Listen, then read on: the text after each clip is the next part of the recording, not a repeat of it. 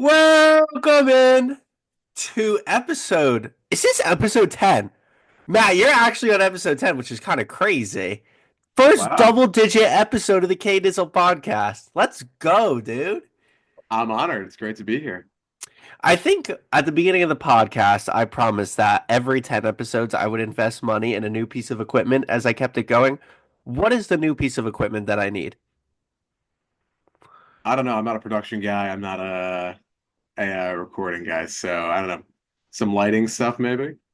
I think my lighting's all right, it's not bad. My mom bought this like Zoom light up screen for her work. She never uses it. So I just took it on and honestly, it does wonders. Look at this. Hold on. That's pretty good.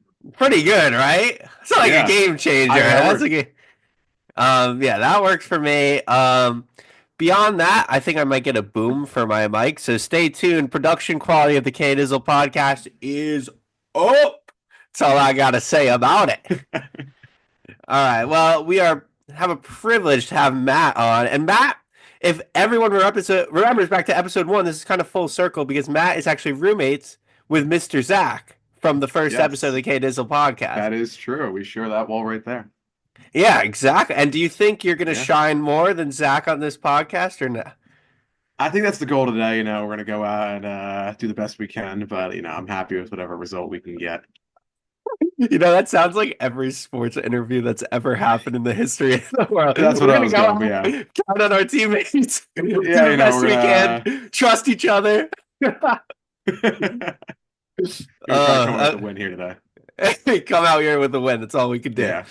All right. Well, it's great to have Matt on the podcast today, and it's especially good because we're huge Pokemon fans on the podcast. I actually have a Of Pokemon course. shirt on right now. It Nice. has all these normal type Pokemon on the back. I don't know if you could really see. Maybe I the can't really see at all what's going yeah, you on. can see. You Yeah. can see. Period. So I'm not gonna be too offended by Right. that. Sorry, I didn't mean to be so hostile. I didn't mean to be so hostile so early in the I've been here for podcast. 5 minutes. Yeah, I mean, what the hell, Kyle? But Matt is also a Pokemon card collector, so he knows the That's true. strifes, the ups and downs of what it can be. So we're here to discuss that a little bit today, especially since I work at a store that sells Pokemon cards and I see the scalpers come firsthand, and it makes me sick.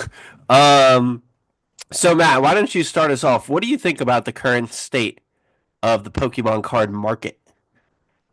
I think it's just gotten absolutely crazy over the last few months. I'm pretty new to the hobby, so I don't have a lot of experience in the last couple of years from what I've seen. It has just gotten insane with the scalping and with the resale market, and everything has just gotten so overinflated between, Prismatic Evolution coming out and Circuit Sparks before that, and now the new set coming out has been, some good cards there, but way overhyped, has not been worth, ETBs reselling for hundreds of dollars already. It's ridiculous. I You mean, know, it's it really just ridiculous. I have people come in. I don't know if I've said this before, but there's people who come in, and it's just annoying because I know for a fact, that they have no intention of opening a single pack of cards. Their whole intention is to sell them for double the price and make it difficult for people who actually really enjoy Pokemon. People love the cards because it's original works of art of their favorite game. It's like genuinely something. A lot of people, that's like the only thing they have. Nerds, they're not good at sports. Pokemon is what they have. This like is the only thing what else they. is there to live for at this What point? is that to live for? People live for this shit, man. And when people go and resell and make it so difficult to attain and just drive up the market, it's just so annoying. And they do it with clothes, they do it with everything. And they're like the first at the machine's like, man, go get a real 9 to 5. Like, go do something with your life. Stop making and ruining a hobby for another person. It's with clothes, it's with everything. It's rude. It's really rude. Have you seen the videos of all the people fighting outside of Target and Costco? Yeah, people Trying to are grab, yeah. fighting now, like grabbing at each other. Like, what does this come to, man? Like, seriously, you're It's like barbarians. It's savages. grown adults throwing punches in the kids section. It's I think at that point it's gotten too far once we've hit there. Yeah, and you know what? It's also really sad too when you see at these. Have you ever been to one of those card conventions? I haven't. I want to go to one, but I have not been. I think we should go to one eventually, but I keep seeing all these TikToks of people, because there's a lot of cards to manage when you have them under your glass casing and you have them out Hmm. for display so people can trade, take whatever. It's a cool marketplace when everyone participating is having fun and is passionate about the hobby.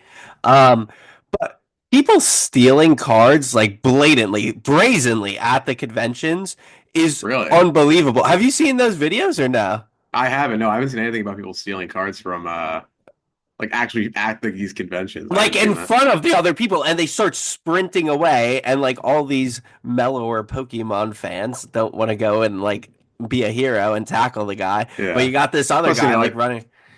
yeah, we don't run. Like that's not. That's not fun. Okay, Hey, sports? who are No. we chasing down? Yeah, right. I mean, but yeah, I mean, unbelievable. Um, Hold on, I had a follow up. So I have a stat here. Pokemon cards used to be as cheap as $3 to $4. Do you think the Pokemon Mhm. Company has raised prices like without considering inflation or anything like that? Just to sort of, I don't know, not price out the resellers, but like kind of taking advantage of how crazy the market is right now and like making it. Do you think the retail prices are unfair as well? So I don't think there's any way you're ever going to price out the resellers because their whole market is based You on hype. can price them out. It doesn't matter how much money they sell them for. They're going to buy them, and people are going to buy from them. I mean, look, what are individual packs retail price at Target is what, like 4.50, $5. Like I think that's about normal. For 10 cards, For though, I like feel like that's a little crazy. I mean, they're like trading cards at the end of the day. So don't yeah, you I mean, feel like that's like a little crazy expensive, especially because they used to be so cheap? I know we sell them like individual packs for mhm. $7. $7? Gee, $7 for those Surging Sparks individual packs. jeez. Oh, can I curse here before it slips out, or Yeah, go ahead. are we trying to get demonetized? Okay, yeah, that's fine. Thank It you was for gonna asking slip out, permission. so I just want to. I appreciate you being knowledgeable of the YouTube monetization system. No, Unfortunately, of at course. 25 subscribers, we are not very monetized to begin with. So, Hey, look, those, that quarter cent could go a long way. Um, but yeah, I mean, look, I think the main problem is with production. I mean, there's been, Pokemon Company released, I think it was a few weeks ago, saying they were going to ramp up production for the upcoming sets and also for the older sets that are getting into reprint. The problem is that no matter what you do, when you have people camping out at Target for, days on end who know when stuff's coming in, and you've seen it where you've worked, people come in, they buy up the entire stock there. And, it's just not going to change until the market crashes at some point. when will And that from what happen? When do we reach that breaking point? I don't know enough about the situation to really say. I mean, I know what happened before, I think, where there was so much hype around it, everything, all these new sets coming out, and eventually, it just got to the point where nobody could get anything and they're being resold for hundreds of dollars for an ETB. And I don't know. I hope we're good at that point. From what I saw, some of the prices are going down, so I'm hoping things start to normalize, but it might, we might be in for a bit of a long ride here. I have a message for all the resellers out there. Stop pricing people out of their hobby. All Yeah. right. Let people enjoy what they got to do. All right. I mean, I know you're trying to make a side hustle because I know you can't make a living off reselling, or maybe you can. Honestly, do you think people make a whole living off of reselling, or it's just a side hustle for most people? I mean, I don't know what the I mean, if you're really into it, I mean, you could probably do all right with reselling. I doubt it's a main, source of income for people. I'm mad about it, maybe just because it's something I got into recently. But do you have any respect for people just trying to make a buck off reselling, or no? No, of course not. Go fuck yourself. Like, not you, but anyone, But yeah, no, it's a scummy way to make an easy buck. And at the end of the day, it is like there are a lot of kids, it's like kids hobby, and plenty of adults enjoy it, we enjoy it, but it's something where you're pricing out a lot of people who would otherwise really be into this and really be fans of this. And it's just, it's not right. It's not right. It's something they genuinely enjoy, and it's just not fair to just strip that enjoyment from the majority of the population so the minority benefits. It's just not. Maybe that's a larger commentary on society. But hey, We're really getting into some deep topics right let's not get now. too philosophical right now. And But what does the Pokemon card market say about the nature of capitalism, in the 21st century? But we don't have to get into that. can we get to the political and economic state of the world right now? And then you just go,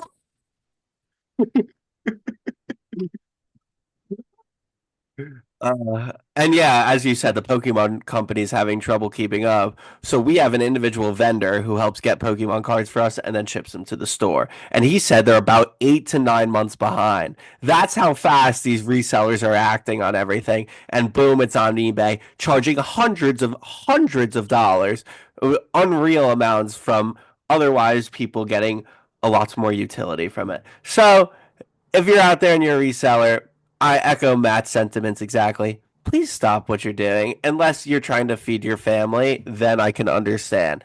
If you are trying to feed your family and you're living paycheck to paycheck, honestly, go for it. Good for you for hustling and you're working a job. But for the lot of you out there, not cool. I Not might still just cool. say, I might still say go fuck yourself, even if that's. I'm hoping that's not the case. I'm hoping you're doing over. But kind of go fuck yourself. Matt has no mercy. He wants his cards. He wants his cards. Yeah, I'm a casual when it comes to this stuff. I'll buy it occasionally, but I can't get. So Matt actually got. So Matt, you got 4 booster boxes from me for Surging Sparks. Hmm. How'd that go? It went all right. I mean, few cool full arts, a couple good EXs, nothing crazy, no real big pulls, but overall it's just for the love of the game. And let us We're not. transition. On that note, Matt said, "All right, he did okay."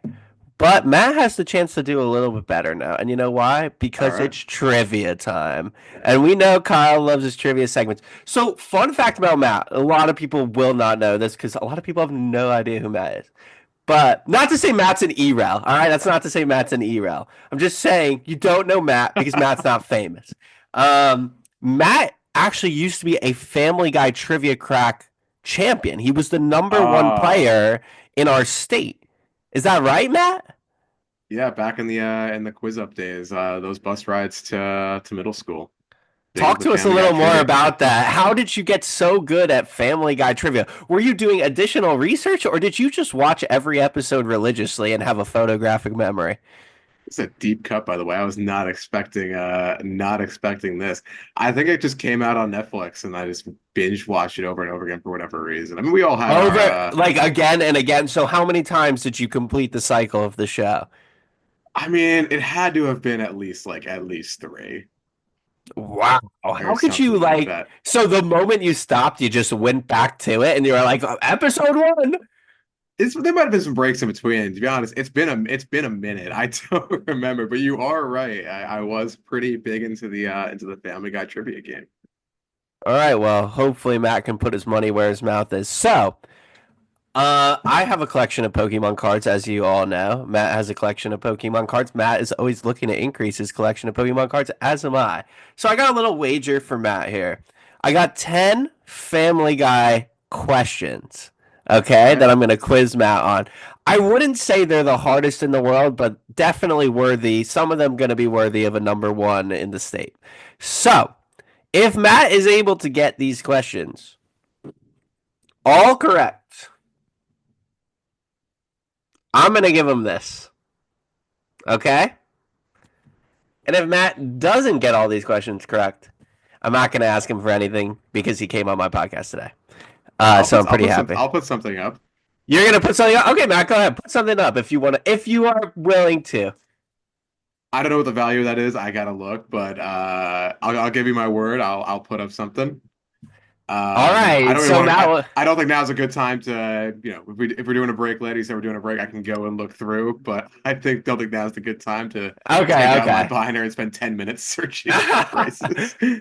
All right. So let's just start out. Let's get right into the quiz. So I got 10 questions for you. If you get them Okay. all correct, that is yours. If you get All even one right. wrong, no dice.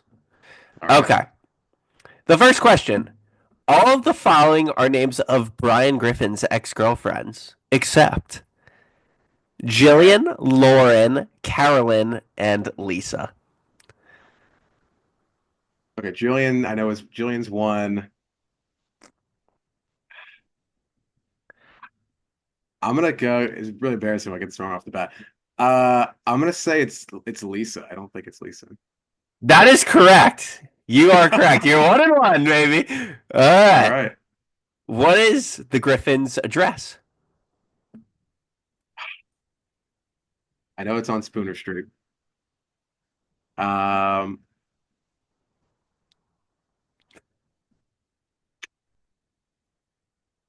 I'm gonna go with 18 Spooner Street in Quahog, Rhode Island. And Matt is going to owe me a Pokemon card. Unfortunately, that is incorrect. We're still going to get on with the rest of the uh, trivia, though. You may have an opportunity for redemption. Who knows? KDizzle always has something up his sleeve. Yeah. All right. So Family Guy has done parodies of all the following except Huck Finn, The Shawshank Redemption, Stephen King's It, or Stephen King's Misery. I'm pretty sure it's Stephen King's It they haven't done. That is correct. All right. 2 for 3. Not bad. What is Brian's son's name? Ooh, maybe he didn't get there. No, this was No, no, definitely no, in no. there. I know he has a son. Um,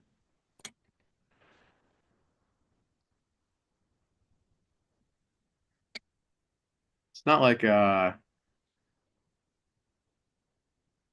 Benji or something like that, is it? Wow. Oh, the mighty have fallen. It's Dylan. Damn. Dylan. Okay, maybe this will be a little easier. I hope so. Who sings The Bird is the Word? Like the character on the show, or No, no, in real life. I actually don't know. Oh my God. I'm embarrassed now. It's been I'm embarrassed. I thought this was yeah. gonna be easy money for you. I wanted you to win. I was rooting for you to win. What happened? Dude, it's been What? a while. It's been a while. I think I need to catch up I because guess it has been back in middle yeah, school. It is the Trashman. I was not gonna get that. Not even close. Okay, how about this one? Where did Joe and Bonnie meet? Joe, There was one whole episode shit. devoted to this, but maybe it wasn't during the middle school days. No, they're.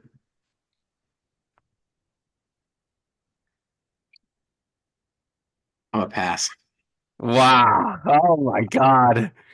It was This is actually embarrassing. it was at a strip club. Bonnie was a stripper initially. They broke up and then Joe came back and Bonnie was like, "Let me give you a lap dance, big man." And Joe was like, "No, allow me." And he threw his legs around. See, that part I remember actually now that I'm thinking about it, but yeah. You remember that? Interesting. Okay. We don't got no, it's Uh, fine. We don't gotta. what is Quagmire's mom's name?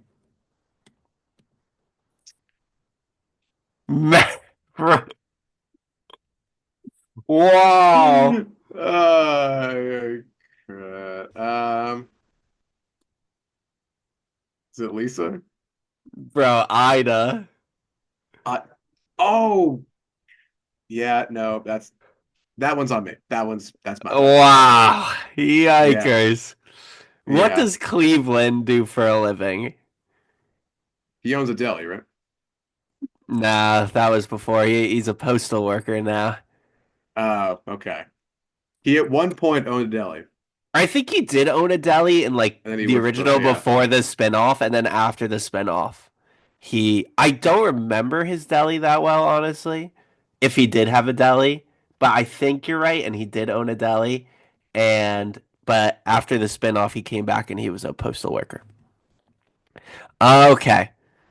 Hopefully you could get these last two to redeem yourself. I'll make them worth three I'm really points hoping for each. that. Yeah, because I am honestly, I was coming out, I was like, what is Matt? What are some of Matt's quirks, right? Like what has Matt what are one of his superpowers that's like a hidden superpower? And I was thinking, wait a minute, he was in Family Guy trivia. I remember this.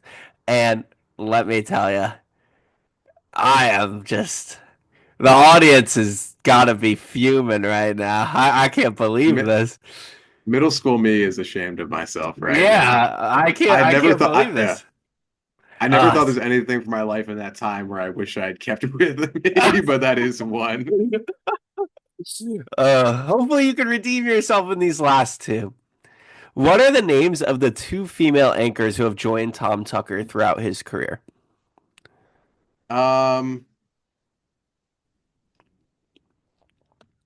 was it the first one was Diane was her name Yeah, was her first name. I only need the first name. The second one was was it Becky? That is incorrect. I'm sorry. So here's what Uh, happened. They all so Diane was there for the longest time, well, yeah, but then and she was a mur and she, was a murderer yes, during the James Woods like murder mansion that's mystery. exactly And right. then yeah, So and then Stewie killed her. and then Stewie ended up killing Yeah, her. I remember some stuff. Yeah, so you got that like on the nose. You knew Diane, I and then got that, Diane yeah. ended up dying. But then after Diane, who ended up replacing her, who's still there today, is Joyce Kinney, Joyce Kinney, yeah. the blonde one. You remember?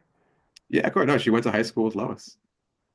Oh yeah, that's right. I Yeah. actually forgot that. All right, so you actually did end up remembering. You just couldn't get the Yes. name.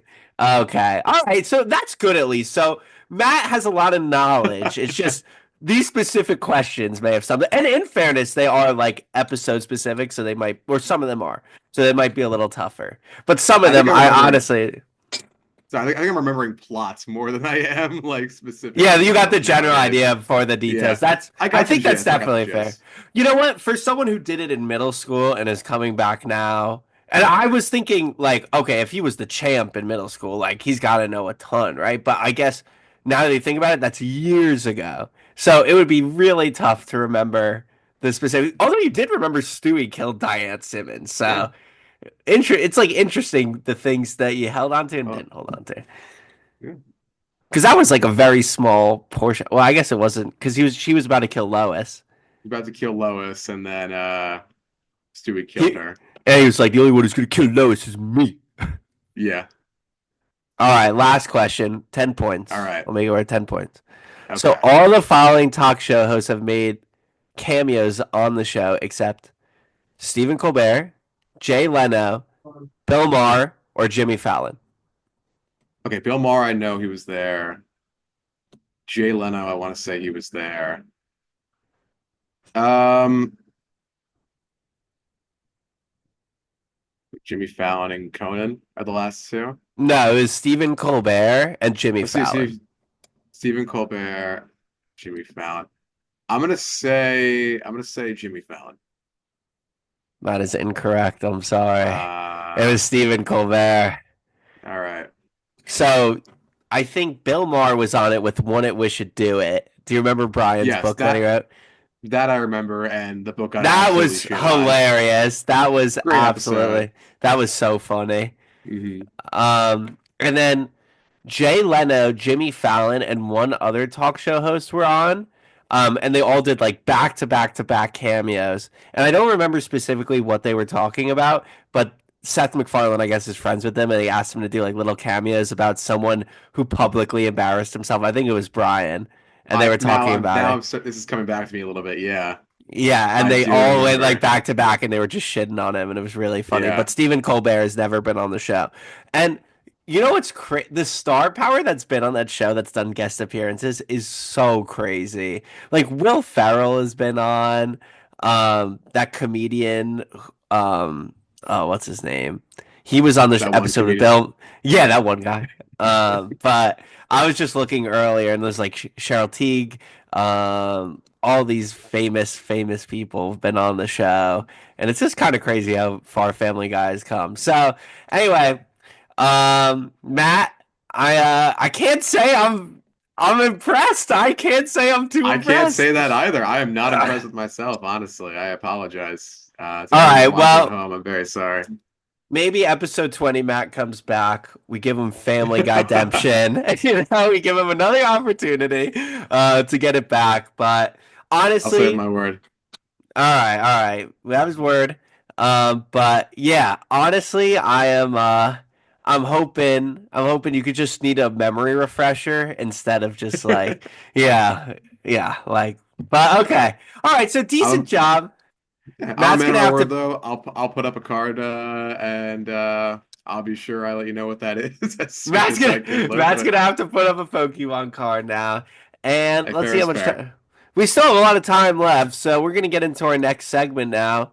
Experiences. So I've been watching the news and honestly, all right, other than the news, but just reading stuff. And I want to travel. I'm ready to get out, go places, see things, do things. Um, and there's just some crazy things people do. And I'm still young and I feel like it's not that I have less to live for, but I feel like some people who have families and kids and people relying on them may be more hesitant to go out and do some crazy stuff at this point in their life, right? Mhm. So I just want to get your opinion on a few experiences. Would you do them? Would you take the risk? Do you think it's worth the reward, or would you never do this in your life? All Okay, we're right, gonna start out. Would you ever go skydiving? 100%. 100%. Okay, and why do you say I'm that? very, I very much want to try it. It looks very fun. All things considered, it's pretty safe. I mean, you're strapped to a guy. It's not like they're just chucking you out of an airplane. Um, you know, you go, you find like a reputable company, you find somebody who's not just gonna throw you into the deep end. And yeah, overall, I think it's be a very fun experience. So, are you adverse to heights at all? Do you think you'd be a little intimidated staring off the edge of the plane just Oh, to? I'd be terrified. Oh, okay. So, do you think you would? There's a possibility you get up there and chicken out. No, I don't think there's a chance of that happening. Really? So, you're 100% certain you'd get up there and you could jump out of that plane, no issues. Oh, if I'm up there, I'm going. There's only one way down for me, and I'm taking it. Okay, there's only one way I down. don't. That's a good Yeah. mentality. That's a good full send mentality. I so I actually saw a video, or I heard through the grapevine, really, that Logan Paul went skydiving alone, and his real chute didn't work. And then he Mhm. went to his reserve chute because you obviously have two, and it came out at like the last second because he was panicking. He couldn't tug at it, and he went alone. So that's one thing. So maybe it wasn't as reliable. But do you ever have a fear that your life is in the hands of not yourself, but another man, and it's in the hands of two chutes? Oh, of course. Like that is absolutely terrifying. Um, but I think overall, I mean, when you think about everything that you do on a daily basis, skydiving is one of the more safe things. I mean, every time you get into a car, there's a chance you get into a car accident. Like, I don't think skydiving is a big, is as big a risk or as much risk associated with it, especially, if you're going with an experienced person. Like if it's your first time. I don't know how many jumps you have to do to be able to get like certified to do a solo dive, but yeah, I mean, I think especially if you're going with like an experienced guide, I think the risk is minimal. Like I don't think, it's a scary experience, but it's something, you embrace and you have a good time with it. I tend to agree. I think there are a lot of codes and enforcement things that they could be held liable for trillions of dollars, probably ruin their life if they accidentally ruin your life. Well, actually, you ruin both their lives because their lives are at stake too when they're up there, Yeah. right? So they want to make sure everything's correct in their experience. And you're paying a lot of money, so hopefully, that money can translate to good quality. But yeah, I guess I do kind of agree that, you know, it in the grand scheme of things, it's not that dangerous, especially with all the regulations and the experience of people. But I just don't know if I could ever bring myself to do it. Genuinely, I just don't know. It is frightening to me, like the fact that you're millions of miles in the air and you're relying on two things to save your life. And if those don't work, you are literally going to plummet to your death. And I could just imagine those final moments, they're not going to be filled with peace. It's not like dying in your bed in your sleep. There's no peace to it. You're going to hit the ground and you're going to explode, legitimately explode. I don't. I just thinking about the fact that I could literally explode. Also, I like so when I was a kid, I went down a water slide. That's one of those Hmm. that is a trapdoor floor. So you don't know when they're gonna drop you. They just hit a button, and you're like, Hmm. oh. And my And bye bye. breathing, yeah, bye bye. So my breathing was so off during that moment because I didn't know when they were going to send me, and I started like panicking. And I honestly felt like I was suffocating in that moment. And it was like a Hmm. 6 second slide. I'm really scared of how does the breathing work when you're skydiving? I can't imagine it's normal when you're plummeting down like that. With all the adrenaline, it's like, are you scared of like I don't want to see my face fat fly. I I don't mean, know. I don't think that's a concern.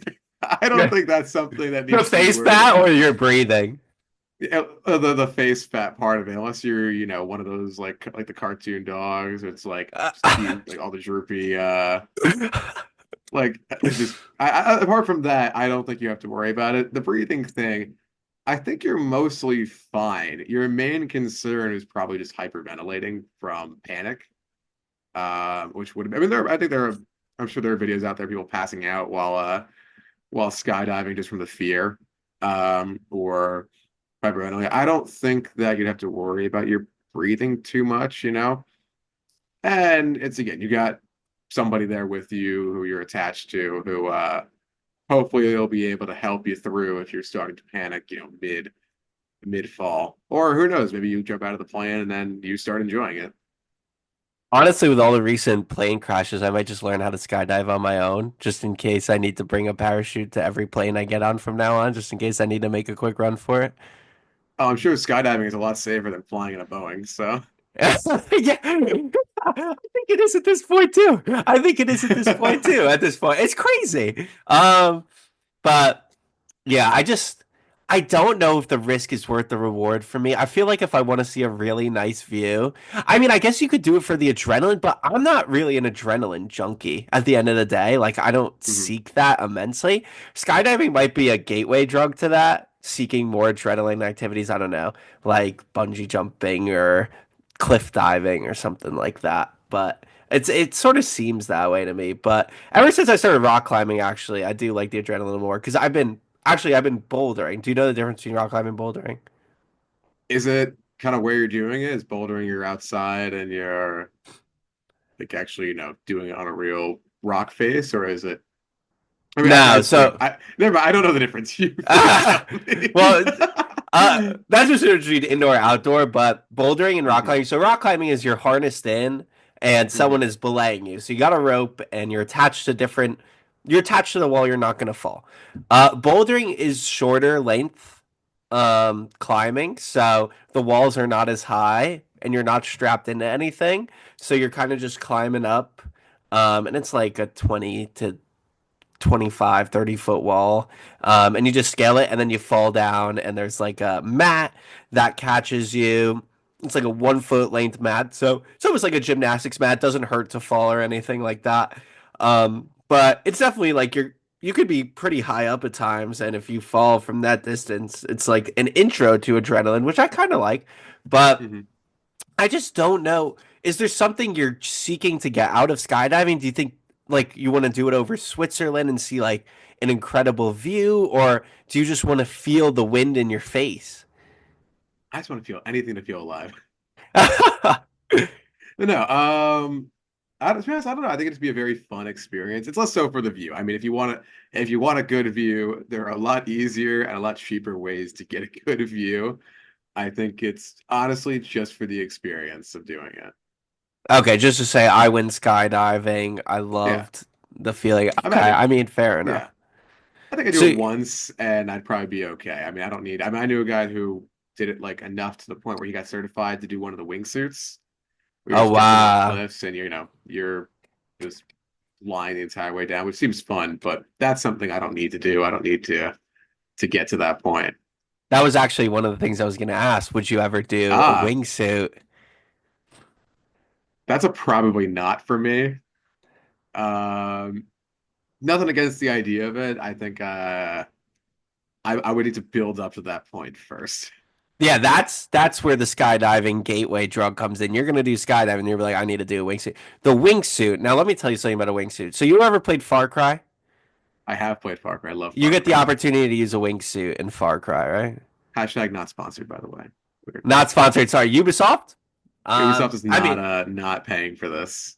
Ubisoft not paying for this. Do not subscribe to Ubisoft or any of their. I mean, you can, but I'm gonna stop saying Ubisoft because I'm giving them so much free clout right now from the KDizzle podcast right there. But so in Far Cry, you have the opportunity to use a wingsuit. Let me tell you something Mhm. about this, though. I think genuinely this is one of the most dangerous sports you could possibly do. Um, I think it's up there in the top three, actually, with like mountaineering, like high altitude mountaineering, Kilimanjaro, Everest, stuff like that, and then obviously free climbing, like Alex Honnold did, free soloing. Have you ever seen that movie, Free Solo? I haven't seen Free Solo now. But the thing is with the wingsuit is that you have to be so in control the whole time. Not that I know anything about it, but I know if you make one mistake, if you move your body in a slightly different orientation that it needs to go, you are doomed. You have to be perfect the entire time. Otherwise, you're going to find yourself going into a mountain and exploding like you would in skydiving if you fell. Skydiving, all the regulations Matt mentioned. You're with an experienced instructor. There's regulations to this, there's levels to this. Wingsuit, it's all on you. And you have to be perfect. How does one even learn to wingsuit? That's my question. Do you have to go into like a little lab or something? Or are they like pumping air up and you're just sitting there learning to control it? Is that how it works? They make you watch just videos of flying squirrels for hours and hours a day just so you can understand the mechanics before they let you do anything. It's like jury duty, but with a wingsuit. Exactly. You have to sit and watch the video of flying squirrels first before you can get out on the mountain. Hmm. Or it's like in soccer when they make you play with an invisible ball before they let you have a real one. I've actually had to do that up until my senior year every year just to build Is team that chemistry. It's true? That's actually, yeah, something. it was actually something really fun. We would like call each other's names and we'd be like, "Hey Matt," and then Matt would have the ball and then you'd pass it again. And it was to build team chem and it was actually a fun activity. Okay, we're running out of time. So we're gonna come back and talk about the rest of the experiences, and Matt is gonna find a card for us. All right, Yes. Matt, you want to lead us in transition?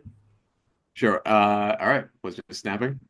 You could snap, clap, put your hand over the All right. camera, whatever you want. Oh, whoa! All right. That's it. There's no break for you. Maybe an ad break will come eventually. Episode 50, maybe? That's when we're going to really hit our Is stride. that when we're getting sponsored? Hopefully. Hopefully this podcast gets sponsored. That would be great. So We're read back. Shadow Legends. If only, if only. So we discussed skydiving before, and I'm reluctant. I think I'd do it. I think you're right. Mhm. It would be a super cool experience. I'm very scared to do it, but I think, with all the regulations around it, I think it's something I could do. Maybe like 4 out of 10 odds I do it. Not very high, but there's a chance. Wingsuit, you would never catch me doing that unless it's in a controlled environment. But one that's very contentious that I want to talk about now. Actually, before we even get into that, show us your Pokemon card. All right. So I have here a very nice Scarlet and Violet Pikachu. It's going to blur. Pikachu promo card. I don't know if it's one Oh, you have already. If it's one you have already, I can look again. But no, I would I love that. No, I don't have that right now. all right. That's very cool. Thank you, Matt. All right. Of So course. hopefully Matt will get Matt Demption in the next episode he's on for the Family Guy trivia or maybe another type of Yes. trivia. But yeah, I just made the questions I think harder because I heard number one in state and I was like, this guy's got to know his stuff, man. The Um, mighty have fallen. but the mighty have fallen, unfortunately. Hmm. But doesn't mean they can't get right back up. So we'll see about trivia in the next episode. I do want to move on though. So the caving. Caving is the next thing I want to talk about. Now, people love to do this. They love the idea of exploring. It's been a trend on TikTok. It's be like cavers be all like, and then it just shows their There's shoes issues. in like Yeah. the tiniest hole ever. What do you think about caving? Um, well, what's the term? Spelunking is Spelunking the official term. is digging for resources down there. I think caving and spelunking might be different. So Are they different spelunking things? spelunking I think is specifically you're like mining for resources, right? When you're I think spelunking. spelunking can be both. Maybe both. I think it can also be used for doing it for like as like an activity, like you're going You know, spelunking the here, only reason I say that is because the Spelunker potion in Terraria helps you identify resources easier. So that's the only reason I would have said that, but you might be right. They could be used interchangeably. Yeah, that's not on your life. Never happening for me. I can, heights are fine. Up is good. Down is, we're not. No, that's not happening. I think the idea of caving is crazy. I think the people who do it, that's got to be up there top five most dangerous. Honestly, I don't know. Would you rate wingsuit higher in danger than caving or No, vice versa? caving. It's one of the most dangerous activities you can do, You think caving is hands more down. dangerous than doing a wingsuit? Yes, 100%. I guess it depends on the cave for me, honestly. You ever see like the videos of like splunkers who go, or not videos, but like the stories they'll go and will just get stuck because of a random rock fall or because like a cave floods or something like that. Um, but yeah, they're just stuck there. Mr. Like there was Beast one, survived a cave 7 days. He didn't survive sure, 7 days Mr. in a Beast survived. wingsuit. Mr. So Beast survived a cave. Sure, Mr. Beast can do, can do that fine. He has an entire team that's like, ready to pull him out in case something goes wrong. But somebody going in just on their own, like you're squeezing through cracks that are barely big enough to fit you, and you may not even be able to get back out of. It's like there was one guy, the story of uh it's like 18th century, like late 18th, like 19th, nice, like late 19th century or something like that, early 20th century, where like a guy goes into a cave, he gets stuck, and he gets stuck in a way where to get into the cave, he had to like go down just a straight, like complete tunnel or like a straight like shaft, and then you have to pause. like flatten yourself. All right, all right. I gotta flatten himself out in order to go through a tunnel. On the way out, he was trying to crawl back so he can, straighten himself out so he can climb up again. And rocks fell and like just shattered his knees, like on top of him. He could not move. Eventually they found out where he was and they tried to get him out, but nothing worked. Like he died down there. Jeez. In Yeah. fairness, okay. Here's what I am going to say. I'm going to have to disagree that caving is more dangerous than wingsuiting, and here's why. I think caving can be more dangerous than wingsuiting, but it really depends on the person. When you're wingsuiting, you jump up and you're going down, you're coming off a cliff, and you genuinely have to be perfect or you literally die. For caving, you don't have to be as intense. There's holes that pause, but there's holes that people can fit in that aren't super narrow or tight. People can go into more open caves. Like, for example, I guess I've technically been into a cave before. I didn't have to go super underground or anything. It was a big, narrow thing, and there was no boulder that came and shattered. I do think that, for example, I know for a fact there's a caving spot in California called Hellhole. It's very narrow. It's very scary. I would never do caving like that, Mhm. and I think that's very dangerous. I don't think it's as dangerous as wingsuiting, but I think it's I very think it might be. dangerous. I think it's more dangerous, honestly. Really, I really don't see it Yes. because you can control sort of where you go and how much you do. If you're uncomfortable with something, you don't have to go slip down there. You could just go back up. But with wingsuiting, if you make one wrong step, you literally die. You literally die. I think there are. I feel like, I'm not an expert, but I feel like there's more extenuating circumstances that can get you killed in caving than wingsuiting. I feel like wingsuiting is, all things considered, extremely dangerous. But for caving, like I don't know what exactly happens, like what this process is, but say you go into like a hellhole or you go into a cave, there's a chance that for whatever reason, maybe, while you're in a cave for whatever, like your body, whatever happened to grow like a quarter inch. Maybe it's like you hit something and you're swelling, whatever it may be. But for whatever reason, you can't get back out again.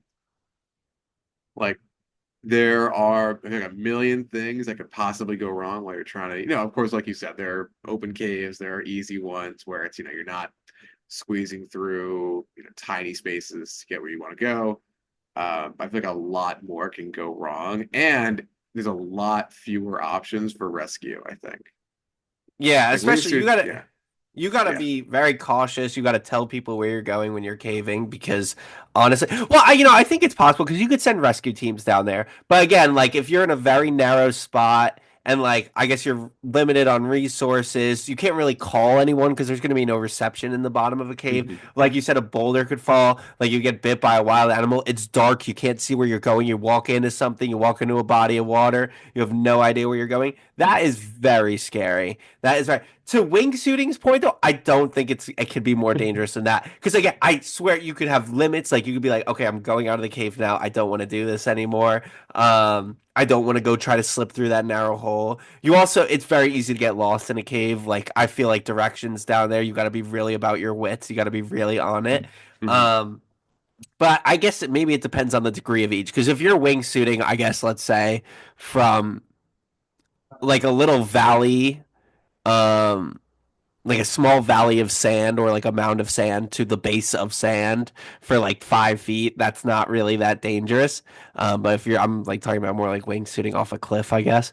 Um, but yeah, caving in that narrow, tight spot like that, like we discussed. I would never go. I would never go with a guide without a guide. Narrow spots like that, never in my life would do something like that. A bigger cave where I'm with a guide and I feel comfortable traversing. I know sort of things are, even if things could go wrong, right? For example, like a flood or a boulder drops. There's other exits or other pathways out, but that tight, narrow hellhole type caving, never in my life. That's a 0 out of 10. The other type of caving, maybe like a 6. Like I would be open to that if it's a Mhm. really beautiful experience. It would be something really cool. But the hellhole 0 out of 10 never will do. Never will catch me doing that in my life. Wingsuiting also 0 out of 10 for me. What's wingsuiting for you? Wingsuit might be like a 2 out of 10 for me. Probably never, but it's like, You're if I wingsuiting was 20% of the time? 20% of the You're time, actually crazy. You're 20% of the time, I'm 20% off of the that cliff. time. You 20% of the time you're going wingsuiting is absolutely crazy to I me. think I might just be a little claustrophobic. I think that's where caving gets me. I think real that's just part of human nature. If you're not claustrophobic, I there's got to be like something's wrong with your Mhm. amygdala or something's up there. But Yeah, I yeah, think we evolved to not want to go into places called the Devil's Hole. So yeah, yeah. I don't want to be in there. Not really. Pause. no. But I do not want to be in there. Um, would you ever do one of those Superman zip lines? So this is not one of those traditional zip lines where you sit back, but it's one of those zip lines where you're completely suspended in the air, like basically on the roller coaster Superman at Six Flags. You know what I'm talking about? Yeah, I mean, I know the roller coaster, but I don't know. Like, I think I get the picture. I get the Like the picture. way you're suspended in the air is that you're facing Yeah. forward with your body forward like that. Would you ever do something like that over a city or the jungle or something Oh, like that? yeah, easily. I think that's way safer than I think that's probably way safer than skydiving, honestly. Yeah, I honestly think for me this is gonna be a 10 out of 10. I would do this probably 100% of the time. I did see so There's one in Dubai where you do a Superman type thing from, I don't think it's Mhm. from the Burj Khalifa, but I think it's from a very tall building in Dubai, and you do it to the other side. Um, and they were doing maintenance on one of the lines. Would that ever throw you off? Would that scare you if they were doing maintenance or close down on another line like that? No, I mean, if they're still look, if they're running it, if it's operating and nobody's had any issues so far, my thought process is, you know, they know what they're doing and it'll be fine. Worst case scenario, if something goes wrong and I have to Tom Cruise my way up the Burj Khalifa, I'll do it. The worst case Uh, scenario, I feel like, is they don't strap you in, and then you okay. go forward, and then you just drop straight. You just drop straight down. But I think it's like really easy to check. Like they do like six checks Yeah. before you get on there because obviously they're going to be held liable. Mhm. And they have a huge tourism industry, so they want to definitely want to maintain that. Or I mean, I guess a lot of these places do that, do the zip lines, whatever. Um, At least I but know that. At least I know they're maintaining it. If I see someone maintaining it, I'm like, okay, they're keeping this, up to code. yeah, If they're just that's letting it go, yeah, then But it's okay, fine. follow up on that.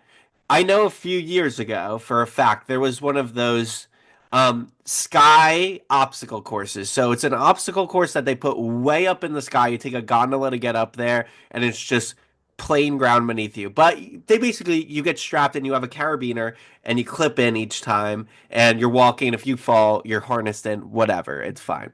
There was an incident. There was an incident where someone there was an employee with someone and he was strapping in, but he didn't do it properly. And the guy just went willy nilly right across the sky bridge and he wasn't strapped in. And he didn't realize he wasn't strapped in until he got to the other side. So if he fell, he was gone. Like he was gone for real. Would you ever go to that specific obstacle course knowing that happened? Like it was an employee, like he went There across, was an or was it? employee. No, it was an employee who was doing it with a guy. He was helping him clip in, but he didn't clip him in properly. So the guy was Okay. going across this obstacle course that was like little lily pads or something to that degree, like little wooden panels. So he was skipping across and he just did it willy nilly and he didn't realize he wasn't clipped in. And he got to the other side and he looked down and if he fell, he would have died. Would you ever go to one like Yeah, I don't know. I mean, it depends. Did that guy get fired? that? Because that's a pretty big oopsie right there to That's almost kill crazy one to of your me. yeah. Like that's a lawsuit and a half waiting to happen. Yeah, I mean, I'm not gonna say no. I'd probably do. I mean, I think I would definitely be checking to make sure I'm clipped in before before I start stepping on anything. But yeah, I'd do it. I think it's kind of wild though that I guess it's like, you think of some of these park employees, right? And they're like, they can't be being paid Wall Street salaries. But if you think about it, every single time they do something, they have someone's life in their hands and they're not getting paid like a pilot salary. Like they got a pretty big ask, you know what I mean? Even Mhm. for some of those table or treetop sort of obstacle courses. Like there's one near us that Mhm. I've done before. It was a lot of fun. If I fall, I'm most likely going to break both my legs. So I don't know. It's just kind of crazy to me that your life hangs in the balance. Like these people, your life kind of hangs in the balance of these people. I feel like I don't know. I feel like they have huge jobs and maybe they're undercompensated because I don't know. They just don't you think their jobs are like massively important?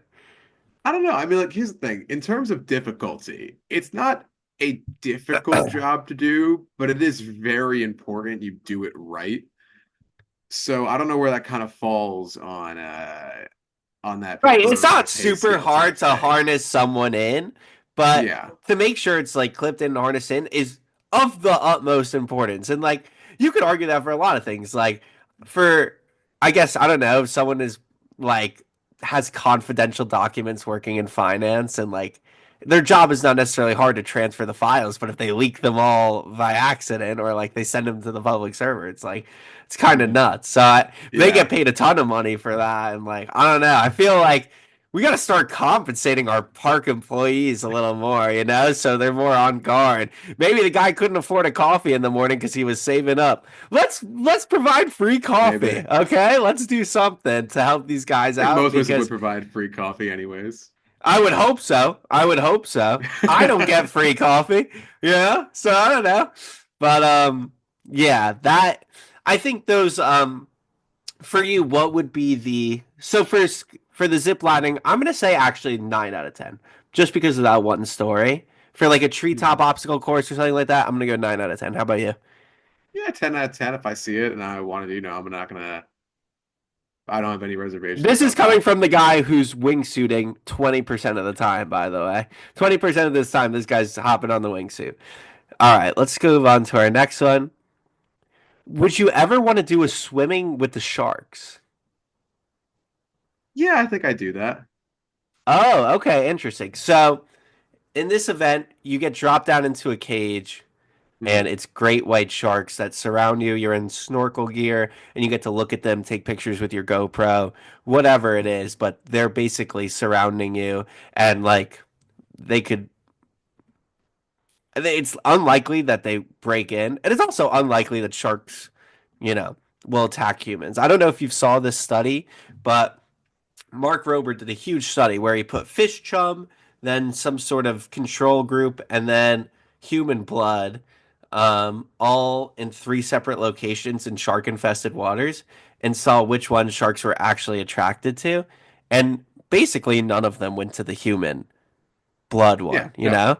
because They, they, they, we're not on the menu. They're not interested in us. Anytime, there are sharks, and 9 out of 10 times it's either just a accidental, territorial thing or just curiosity. It's like out of curiosity or it's a mistaken identity. It's never a shark being like, all right, I'm gonna try human today. yeah, I definitely agree with that. I know for a fact that sharks have very bad vision. And in Mhm. light of that, they think a lot of surfers who are wearing wetsuits or the bottom of surfboards are seals, and they're going to try to eat you because they think you're a seal. Um, so hopefully you have one of those shark resistant wetsuits on when you're down there, one that's brightly colored and doesn't look like a seal because Mhm. wetsuits are typically all black. Um, but what would you say is your number I that you're say going? like 7 out of 10, like Oh, okay. 8 out of 10. I mean, I've seen. I think my only reservation actually is one movie where people run cage diving and the cage breaks and they just fall. That is really scary. Is that a fiction That's movie or is that a real story? I'm pretty sure it's fiction. I don't think that Okay, actually okay, well at happened. least it's fiction. Yeah, I have but heard though, I have heard of sharks swimming into the cage. And if they get a little freaked out, you're not surviving in a room with a shark unless you could mhm. really poke its gills or eyes or nose super fast or whatever you have to do to defend against the shark.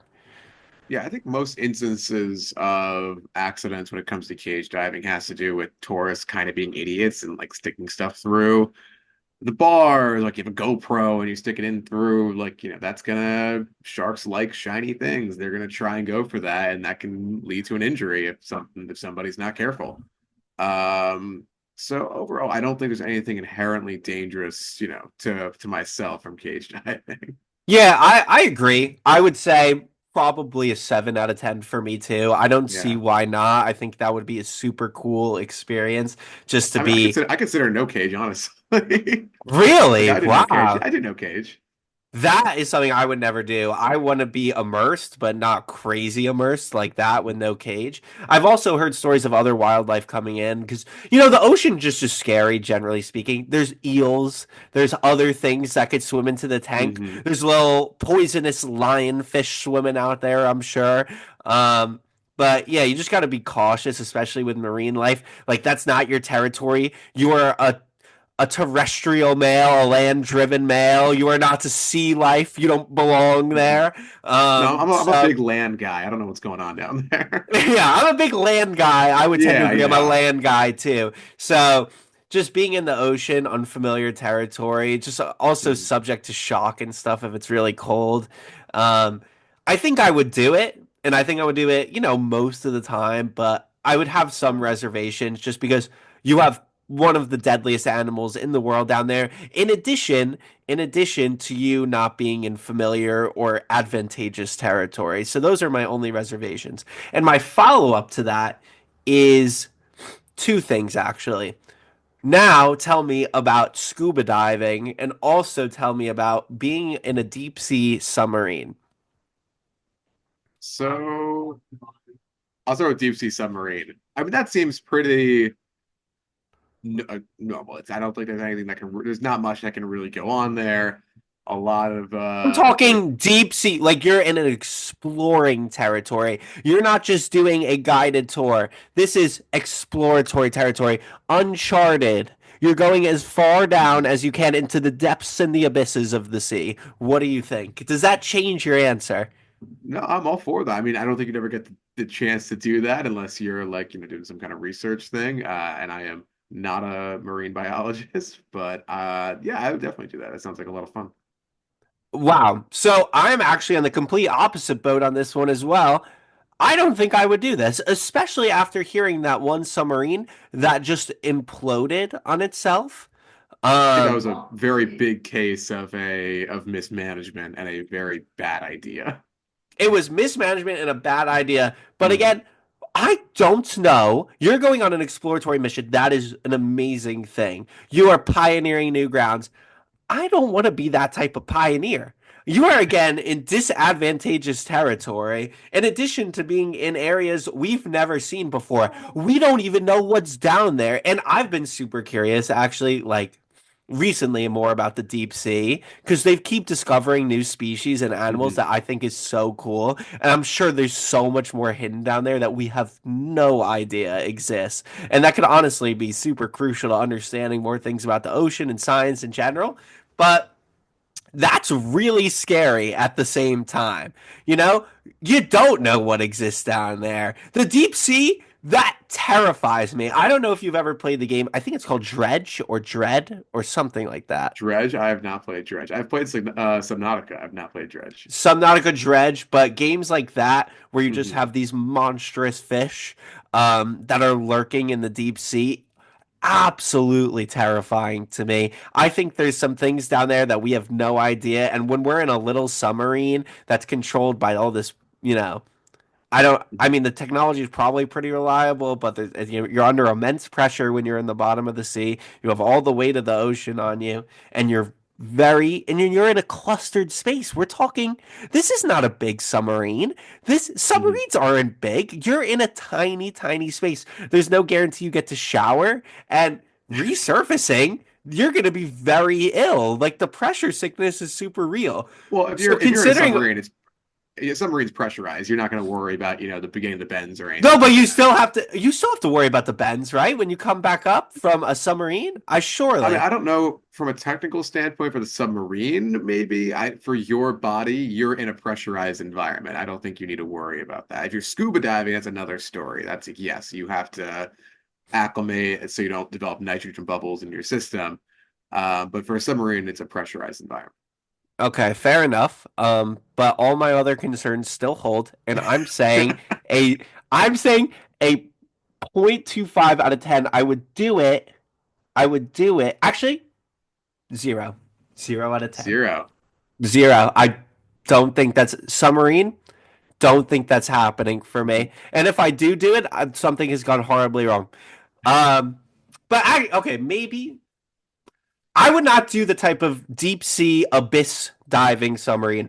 I would consider doing a mellower submarine that's, not going to crazy depths. Okay, I would consider Mhm. that at a two.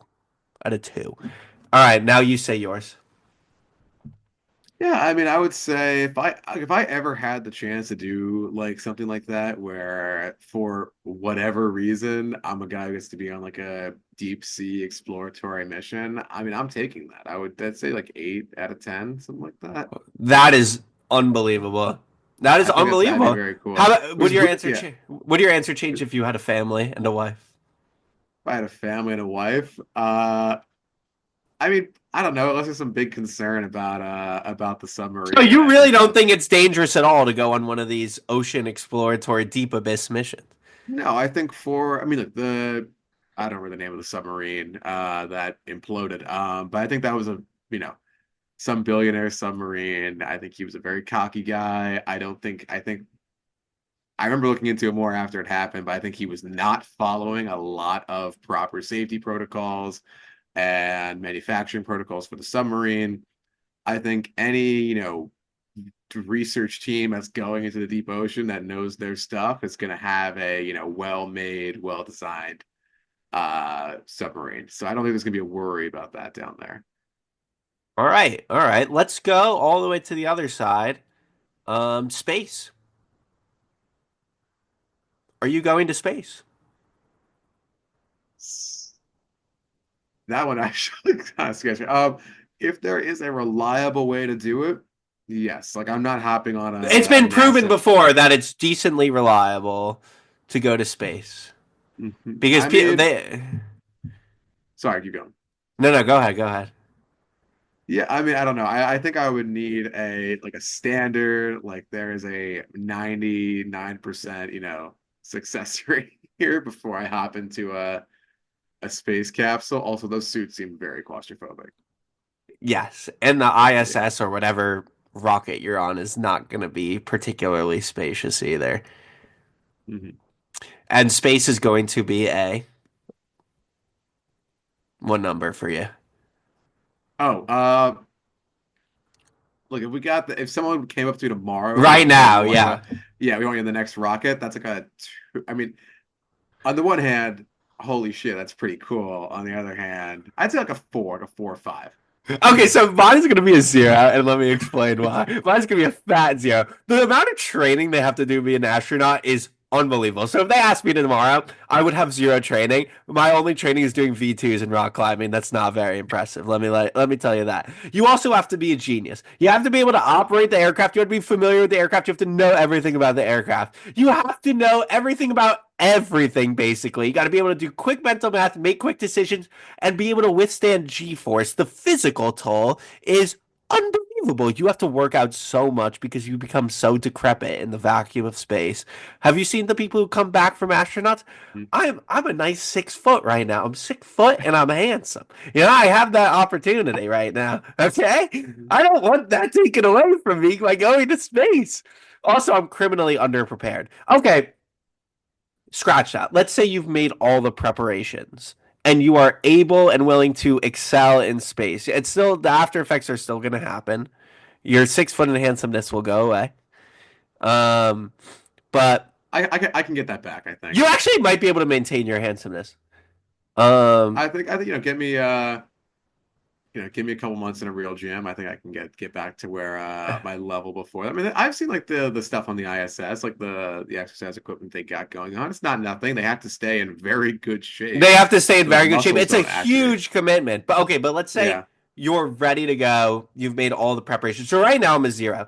If I'm ready to go and I've done all the proper training, and I'm ready to commit, I'm gonna say a zero. That frightens me. Still, I just don't think I could justify. I think the opportunity, the research you could do, and seeing Earth from space has to be amazing. Like that has to be unbelievable. But you know what else exists, Matt? Google. Okay?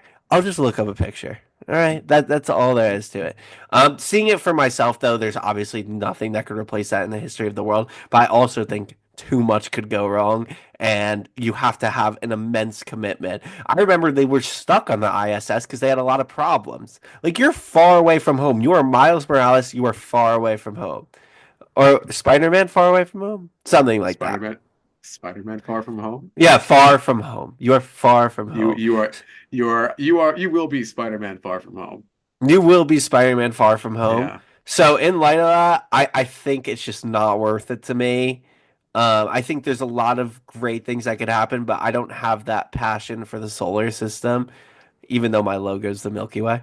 I don't have that same passion for the solar system, the immense passion to really get up there and do it. I think it's just very dangerous, and I'm content with life enough right now that I don't need to go do that. Mhm. And for you, it's if without the preparations, you were ready to go to space tomorrow. You were ready to go, and out of five, there's like half the time, if we do a coin flip, you're going to space tomorrow. With you done all the preparations, does that number go up or stay the same? I don't know if I'd ever want to do like an extended trip on the ISS, but if they were like, hey, you're gonna go, it's gonna be a few months, or I don't know how long it takes to get to the moon and back. It's like you can go to the moon, you can land on the moon. That's a 10 out of 10. I mean, you have to do that. I really appreciate your adventurous spirit. I do. I just don't think I could risk it at this point. You know what? Maybe I could. Maybe it's a 10 out of 10 for me. I Because, think you could do. I think you could. after hearing how adventurous you are, um, I just like, how could you pass up on that opportunity? I've lived a good 23 years. If there's a 75% chance that I die, well, I don't know the percentages. If there's a 75% chance I live, sure, why not? Nah, I don't know. I don't know. I don't know if I could justify it. I'm gonna think about it. But I honestly I have to say it is zero. Maybe I'll give you a one because you've convinced me a little bit. I'll give you a one. I'll go 10% of the time. You tell me I go, all right, fine, 0.5. I'll go 5% of the time. All right, We'll all get you. We'll right. get you there. We'll get you there. All right, I'll Matt. talk to my guys at NASA. We'll see what we can We'll get see what we together. can set up. I'll hit up Mark Yeah. Rover, see what we can Episode 11 will be from the ISS. I might give you just like a Twinkie or like a card or something to take up there for me if you go. I'm like, here, take this. I mean, that would be cool. But Take this yeah, Twinkie. take this Twinkie. I just don't know if I could withstand all that G force. Especially, I'm already so congested. Imagine what it would do to me. Um, Matt, thank you so much for being on the podcast. That was a great discussion. And yeah, that's going to conclude episode 10. Make sure to follow us on all our socials. Matt, if you want to share any socials, share anything that's going on, go ahead. And then I'll wrap it up. I got nothing to plug, so subscribe to KDizzle if you're not already. All right. Thank Yeah. you. You heard it here first from Matt. Follow me on all my socials. I post clips on TikTok. I post clips on YouTube. Okay. So make sure you follow me at the KDizzle podcast. All the links are down below. I'll put the description. Comment. Let me know what you thought of the podcast. Let me know what you thought of all our discussion. Would you go to the moon? Would you go cave diving? Let us know. Let us know. And yeah, I appreciate you, and I'll see you in the next one. Peace. Thank you for having me. Yeah, been a great time. Have a good one. Thank you very much. All right. See ya.